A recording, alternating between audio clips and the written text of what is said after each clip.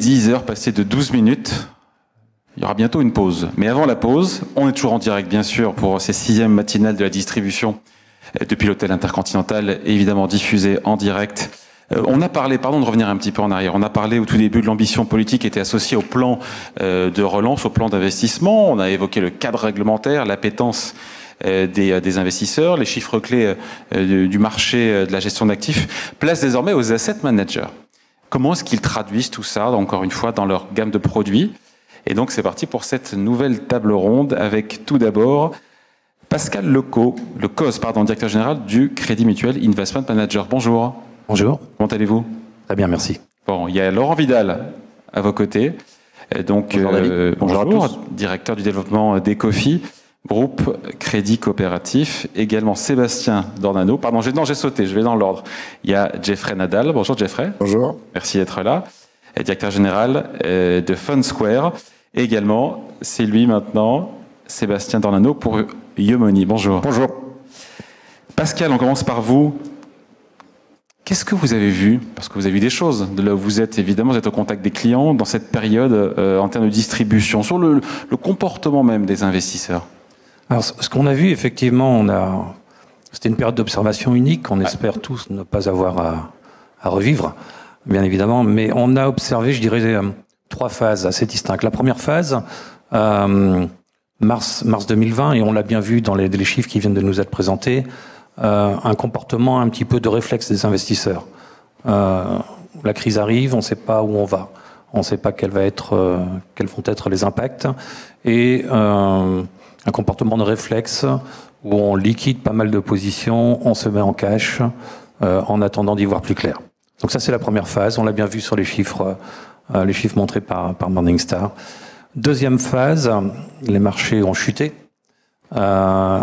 Et là, un bon nombre d'investisseurs se disent quand même, on doit pouvoir rentrer sur les marchés. Et là, on a un comportement opportuniste qui se présente, avec bon nombre d'investisseurs qui reviennent sur les marchés.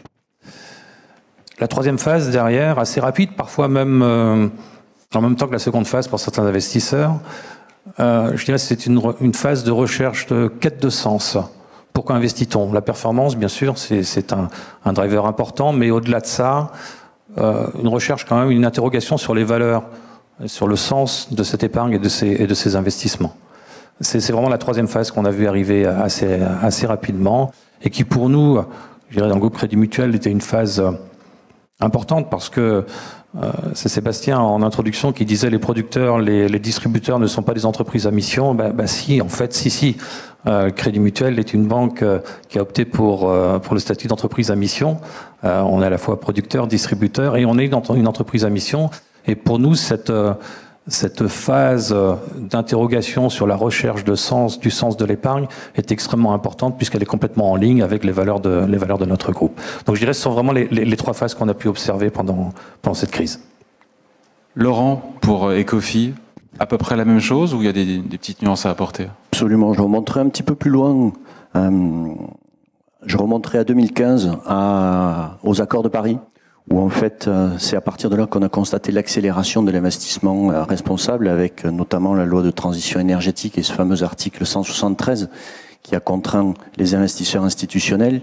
Dans un second temps, on a eu en 2019 la loi Pacte. Je rappelle que la loi Pacte, c'est le plan d'action pour la croissance et la transformation de l'entreprise, donc replacer l'entreprise au cœur des préoccupations et de l'investissement pour les investisseurs de détail, entre autres avec notamment l'épargne retraite pour pouvoir investir en fonds propres, comme le disait tout à l'heure Laurent, dans les entreprises. Et puis il y a cette accélération en 2020 avec cette prise de conscience collective et le Covid. Donc oui, effectivement, dans nos gammes, nous on a fait le choix avec l'ESG d'être équipondéré et donc sur les 3 piliers que représentent l'environnement, le social et la gouvernance, nous on a choisi de les équipondérer parce que pour une transition juste, on pense qu'il faut prendre en compte de manière équipondérée ces trois critères. Parce qu'on parle essentiellement du E dans ESG, c'est ça? Absolument. Et donc du coup, pour en revenir à ce qui pourrait mesurer l'appétence des investisseurs, on regarde la collecte. Et nous, dans notre collecte, on s'aperçoit que sur nos 10 plus gros collecteurs, 9 sont parmi quand même les plus engagés ou les plus vertueux d'un point de vue ESG. Chez tous les deux, collecte record en matière de ESG sur 18 mois. J'irai pas jusqu'à dire record, mais en tout cas, c'est l'appétence c'est ce que viennent chercher nos investisseurs quand ils viennent nous voir. Sébastien, qu'est-ce qu'on voit chez Yomoni? C'est quoi la tendance de l'activité de robo-advisor depuis Alors nous, on a une position un peu particulière parce qu'on est à la fois société de gestion et en même temps on est distributeur. Donc pour pas reprendre la grande tendance de ESG qui est bien sûr une tendance de fond qu'on a connue aussi, on a lancé des mandats ESG qui marchent très bien. Je vais prendre un autre biais. Ce que les investisseurs ont attendu pendant cette période, c'était beaucoup de conseils en fait, et dans une période très compliquée, en particulier pour les réseaux traditionnels, tout simplement parce que il y a eu un moment d'un peu de désorganisation, ce qui fait que la vague de l'investissement à travers des plateformes digitales a pris un tour beaucoup plus rapide.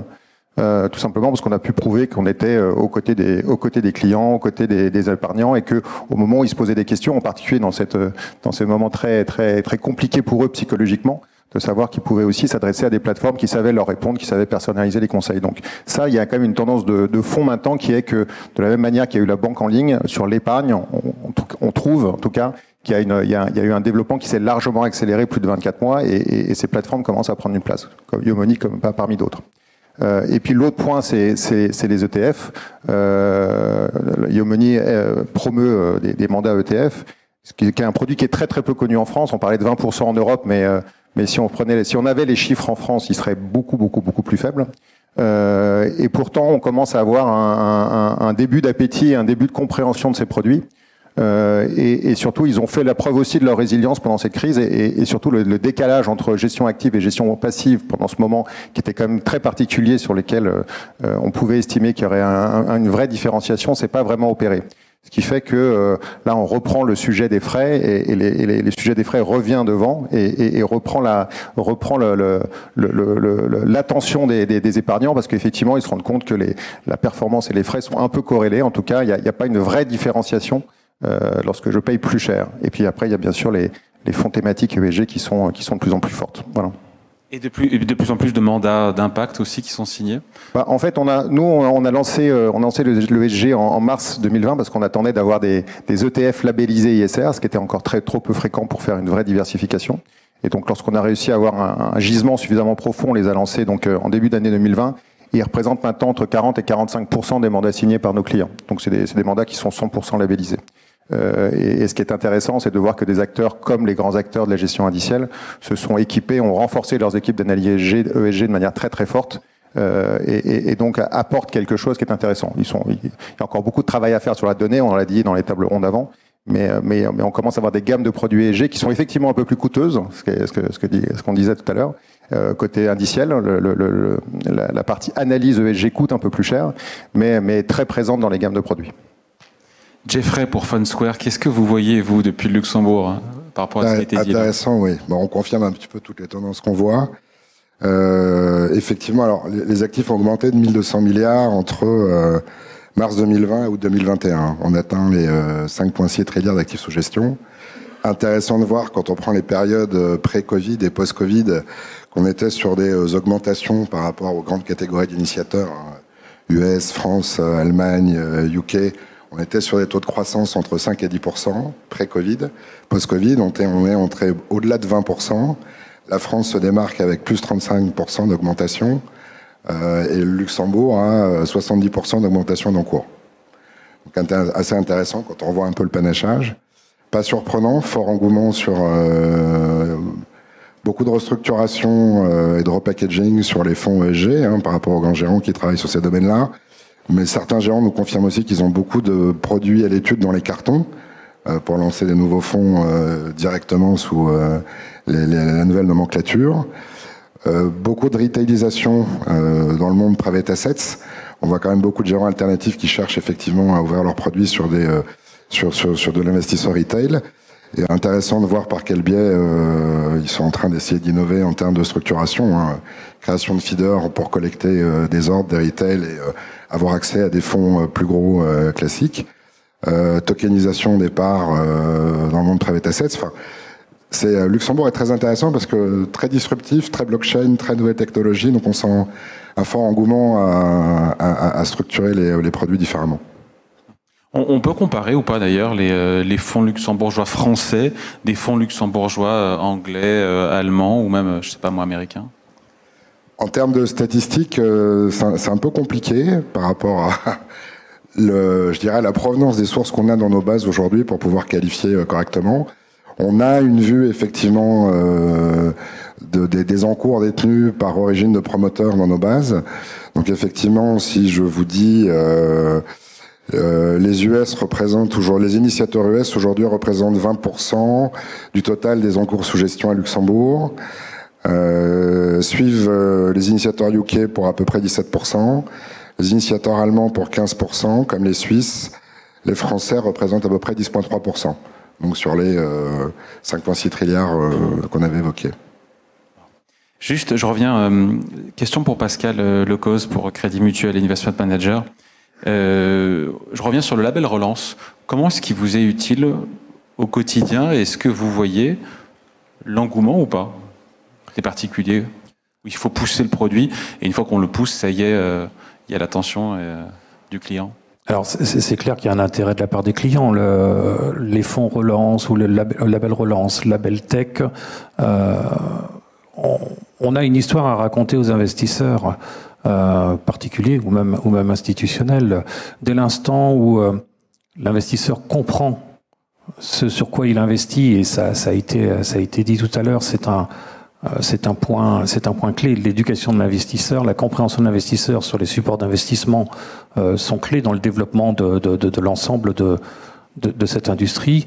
Donc oui, le label Relance, le label Tech permettent aux investisseurs de bien comprendre ce dont il s'agit et de comprendre qu'ils n'investissent pas dans une black box avec des risques qu'ils ne maîtrisent pas. Là, ils savent de quoi il s'agit. Et pour nous, c'est important parce que c'est en ligne avec nos valeurs également. Crédit Mutuel, on est la banque qui investit et qui travaille avec tous les Français et Françaises et toutes les entreprises des territoires. Et investir en fonds propres à travers des fonds, ça parle forcément à nos clients qui investissent dans ces fonds-là. Donc oui, c'est important et c'est une tendance que l'on suit aussi, mais que l'on suit non pas par poursuivre la mode, mais parce que c'est complètement en ligne et cohérent avec les valeurs de notre groupe. Laurent Vidal pour Ecofi. Comment vous aussi vous participez à votre niveau à l'accompagnement des plans de relance? Ça veut dire développer des fonds impact, étoffer sa gamme ESG? Absolument. Au-delà des labels, comme on le disait tout à l'heure, effectivement, la réglementation aussi permet un meilleur fléchage et une meilleure transparence et une meilleure comparabilité pour les investisseurs, de manière à leur permettre de faire leur choix dans les meilleures conditions possibles, leur choix d'investissement. Alors nous, on considère, on fait partie de ces asset managers qui considèrent que la performance financière ajustée des risques extra-financiers est meilleure. Il y a une étude que je vais citer, qui est l'étude de l'Université de New York, l'Université Rockefeller, qui a fait une analyse de 1000 projets entre 2013 et 2020, et dans 76% des cas, les entreprises qui ont pris en compte justement des paramètres ESG ont eu une meilleure performance. Nous, on considère qu'effectivement, notre philosophie de l'investissement consiste à dire que, effectivement, dans la performance ajustée des risques extra-financiers, on va retrouver, à travers cette mesure-là, on va retrouver les pépites de demain, déjà d'une part, et d'autre part, on va avoir une meilleure résilience dans les investissements qu'on va réaliser dans nos fonds. Maintenant, le démontrer au quotidien à nos investisseurs, ça passe par la création d'indicateurs, des indicateurs extra-financiers qu'on va publier tous les mois, au même titre que les indicateurs financiers, dans un reporting mensuel qui va être en 2 volets. Le premier sera le volet financier, le deuxième sera le volet extra-financier, et on va publier là-dedans par exemple, l'intensité carbone du portefeuille. On va calculer l'alignement du portefeuille par rapport à la trajectoire 2 degrés maximum à horizon 2100, la génération d'emplois, la transparence fiscale, la responsabilité fiscale. Sébastien Raspilly en parlait tout à l'heure. Le nombre de femmes dans les conseils d'administration, l'équité entre les hommes et les femmes. Voilà tout un tas d'indicateurs qu'on va calculer, expliquer à nos investisseurs pour leur démontrer justement que quand ils viennent chercher un fonds ESG, un fonds ISR, ils viennent chercher au-delà de la performance financière, une performance extra-financière et qui donne du sens à leur placement. Qui donne du sens, c'est-à-dire de la performance depuis 18 mois. Sébastien, pour Yomoni, qu'est-ce qui se passe? Quelle résilience, encore une fois, pour ces fonds d'impact, si les performances qui sont au rendez-vous actuellement devaient se détériorer? En fait, ce qui se passe, c'est qu'aujourd'hui, il est assez simple de faire le choix de l'ESG parce que la performance est supérieure à un fonds traditionnel. Donc, quand on a un alignement des valeurs et de la performance, c'est tout de suite plus simple de les suivre. La question, c'est effectivement quand il y aura une décorrélation, sans doute de court terme, parce que je pense qu'on est tous convaincus que sur le long terme, les filtres ESG permettront effectivement de gagner en performance et d'améliorer le couple rendement-risque. Qu'est-ce qui va se passer sur cette partie-là? Aujourd'hui, effectivement, on va voir les résultats de l'année 2021, mais elles vont être peut-être un peu différentes des années précédentes. Et on verra si effectivement les clients particuliers continuent de militer pour des fonds ESG autant que ce qu'ils font aujourd'hui.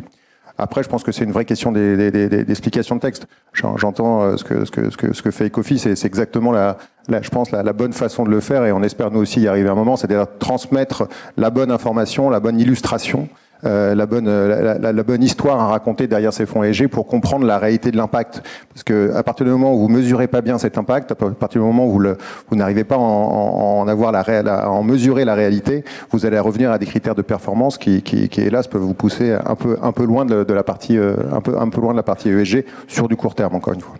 Jeffrey, pour Fund Square, là encore une fois, vu du Luxembourg, vous souscrivez ou pas à ce qui a été dit là?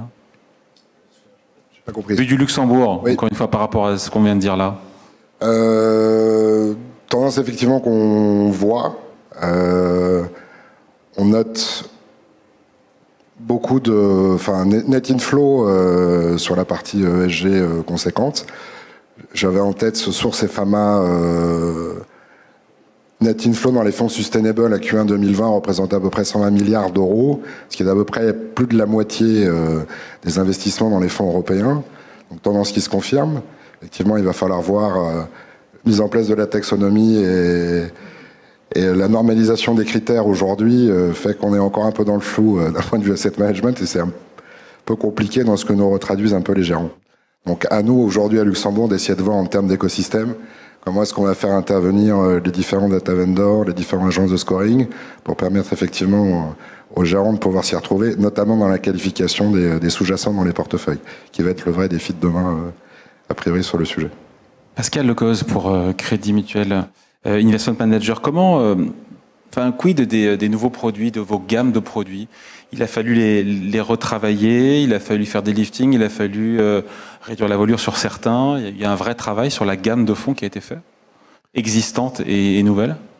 Alors, il y a un travail sur la gamme de fonds, oui, parce que, juste pour vous décrire un petit peu notre organisation, Crédit Mutuel Investment Manager, c'est à la fois le centre de métier de l'ensemble de l'asset management du groupe Crédit Mutuel, et c'est aussi la plateforme de distribution des sociétés de gestion de Crédit Mutuel Alliance Fédérale.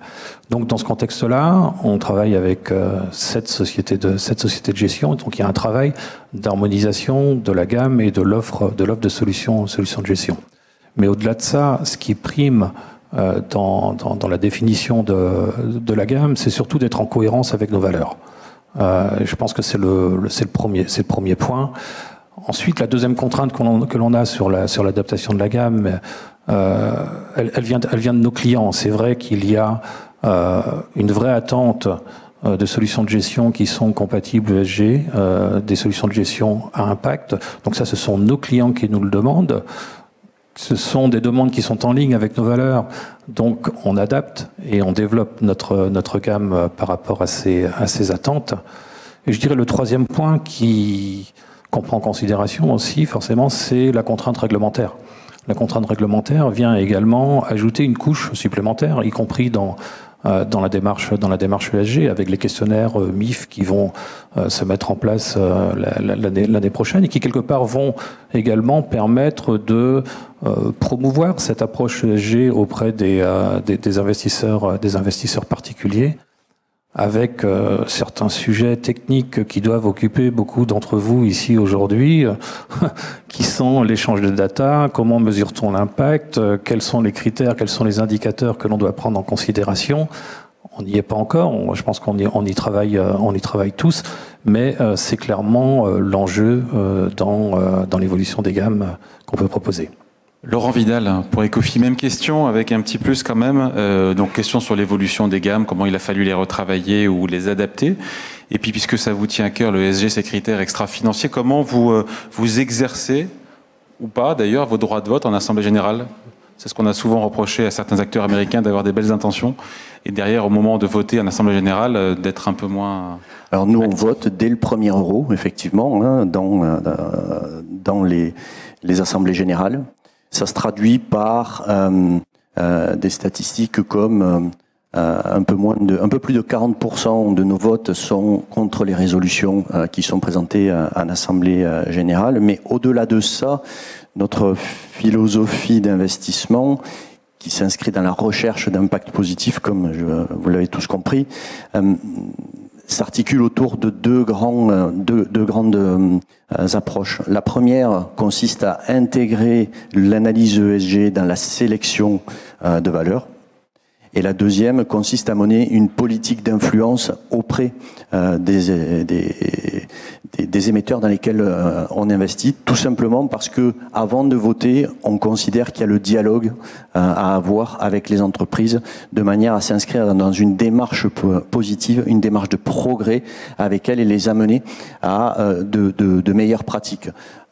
Dans le cadre, dernièrement, dans le cadre et pour aller dans le sens de votre question, David, concernant les dernières évolutions, notamment que on a pu faire dans notre politique d'investissement, on a renforcé notre politique climat. Ce renforcement de la politique climat s'appuie sur notamment le calcul de l'intensité carbone de tous nos portefeuilles, en incluant le scope 3. Cette politique... Le scope 3 qui est le plus... C'est tout ce qui est en amont et en aval de la production et de la consommation, de manière le plus exigeant. Rapide. On a décidé de sortir des énergies fossiles conventionnelles avant la fin de cette année.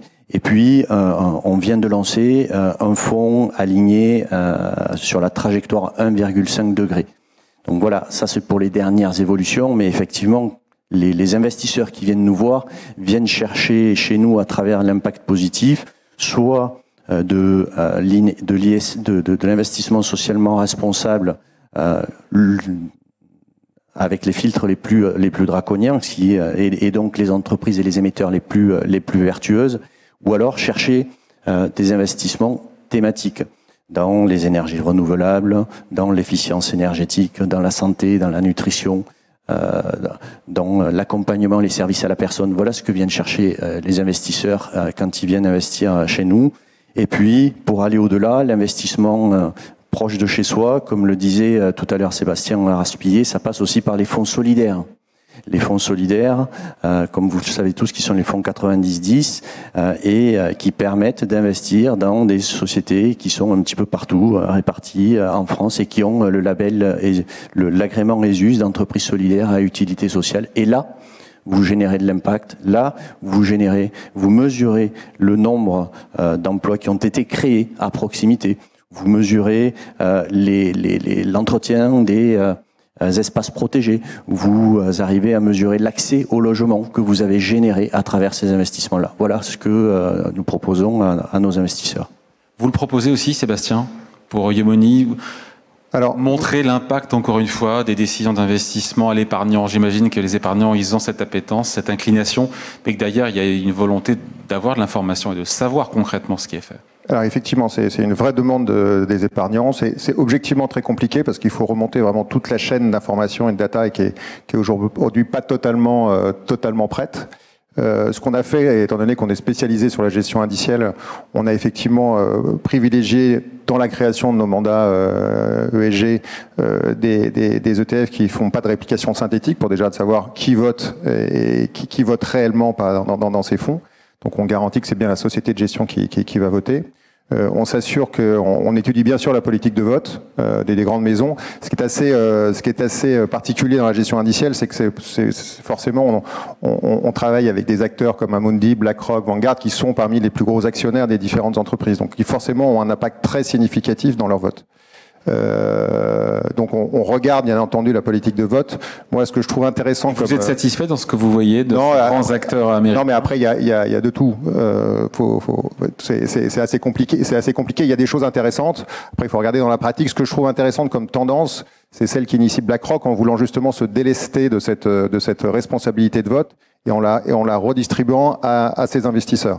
Donc ça, c'est un vrai sujet de savoir s'il faut ou pas avoir accès à cette politique de vote. C'est-à-dire que finalement, le fonds n'est plus peut transmettre sa responsabilité de vote à l'investisseur du fonds. Ça peut être un sujet qui peut être intéressant et qui peut ressensibiliser. Après, il y aura toujours un intermédiaire. C'est pas l'épargnant final qui va voter. Donc il faut un expert, mais on peut imaginer déléguer cette fonction-là à des personnes tierces. Geoffrey, le mot de la fin pour vous. Sur l'évolution des gammes, on a parlé de l'évolution des gammes des uns et des autres, ou des enveloppes. On aurait pu parler des enveloppes aussi, Sébastien. Les enveloppes aussi, comment elles ont évolué en 10 secondes. En fait, il y a la partie plan épargne retraite, forcément, qui marche très très bien, qui a vraiment bien accéléré, qui répond toujours à la même demande d'avoir quelque chose qui soit packagé, qui soit simple. La gestion pilotée par défaut qui est intégrée, et je pense un bon vecteur. Et puis, je pense qu'il a été bien configuré comme produit avec les possibilités de sortie, les possibilités de l'avantage fiscal à l'entrée, bien qu'il faut quand même un peu s'en méfier, mais qui est quand même une carotte qui marche toujours bien en France. Donc oui, c'est un produit qui prend clairement sa place dans notre gamme. Quelles sont les carottes, mot de la fin pour Geoffrey, qui marchent bien au Luxembourg dans l'évolution là aussi des gammes de produits des fonds luxembourgeois? Ça suit la même tendance aussi? Alors on voit toujours les RAIF, structures non régulées, exploser parce qu'énormément de sociétés de gestion et beaucoup d'initiateurs choisissent le Luxembourg pour ses avantages, pour structurer ce type de produit. Et ce type de produit touche toutes les stratégies d'investissement, private equity, infra, real estate, fonds de fonds spécialisés. Donc on voit toujours le nombre de ces produits non régulés augmenter de façon significative. Intéressant aussi de voir que les assureurs recherchent de plus en plus des produits alternatifs pour diversifier leur portefeuille. Donc du coup, il y a un écho de la part de ces grands gérants de restructurer un peu leurs produits et d'offrir des mix de poches liquides et illiquides. Je m'attendais, moi, à voir les LTIF démarrer de façon considérable. On a aujourd'hui que 27 fonds européens pour 2 milliards d'encours, alors que le LTIF, en termes de véhicules, présente toutes les caractéristiques investissement long terme, type infra ou private equity, où effectivement, on a un minimum de liquidité, une diversification de risques, mais on n'a pas encore les modalités de souscription-rachat qui sont encore bien définies par l'ESMA. Donc, intéressant de voir qu'à mon avis, ce produit-là va vraiment décoller, mais les grands gérants ont déjà intégré ça dans leur stratégie produit. On voit que les grandes maisons font preuve de beaucoup d'innovation aujourd'hui pour offrir de la liquidité sur des fonds fermés, ce qui n'était pas le cas avant. Donc, restructuration sur les gammes traditionnelles UCITS. On peut s'attendre à avoir beaucoup de nouveaux produits, à mon avis, sur la partie ESG et sur le private assets de façon générale, que ce soit régulé ou non régulé, une vraie tendance haussière à Luxembourg en termes de création de produits. Allez, merci Geoffrey, merci à tous les quatre. Geoffrey, donc, Nadal, directeur général de Fund Square, Sébastien Dornano pour Yomoni, Pascal Lecoz, directeur général du Crédit Mutuel Investment Managers, et Laurent Vidal, directeur du développement d'Ecofi du groupe Crédit Coopératif. Merci à tous les quatre. On marque une petite pause, toute petite pause pour se restaurer. On revient dans quelques minutes pour la suite de cette 6e édition des matinales de la distribution. On parlera justement, tenez-vous bien, tenez-vous mieux, de la distribution. À tout de suite.